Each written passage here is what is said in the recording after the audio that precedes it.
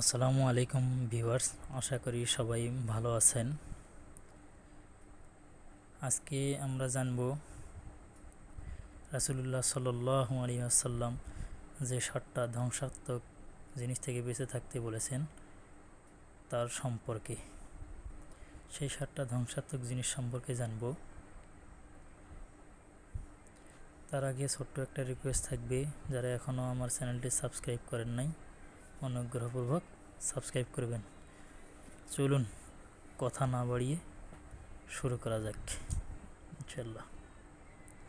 وعن أبي هريرة رضي الله تعالى عنه عن النبي صلى الله عليه وسلم قال استنيب السبع الموبقات قالوا يا رسول الله وما هن قال الشرك بالله والسحر وقتل النفس التي حرم الله إلا بالحق وأكل الربا وأكل المال اليتيم وتولي يوم الزحف وقذف المحسنات المؤمنات গাফিলাত।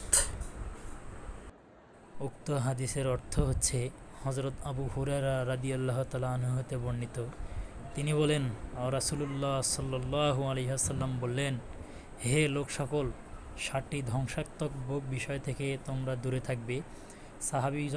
সাহাবীগণ জিজ্ঞেস করলেন, হে আল্লাহর রাসূল, এই 7টি বিষয় কি? জবাবে রাসূলুল্লাহ সাল্লাল্লাহু আলাইহি ওয়াসাল্লাম বললেন, আল্লাহর সাথে কাউকে শরীক করা, 2 নম্বর জাদু করা, 3 নম্বর শরীয়তের অনুমতি ব্যতীতে কাউকে অন্যায়ভাবে হত্যা করা, সুদ খাওয়া, অন্যায়ভাবে ইয়াতীমের মাল খাওয়া, জিহাদের মাঠ থেকে পালিয়ে আসা এবং নির্দোষ ও সতী সাধবী মুসলিম মহিলাদের বিরুদ্ধে অবিচার বা অপবাদ দেওয়া।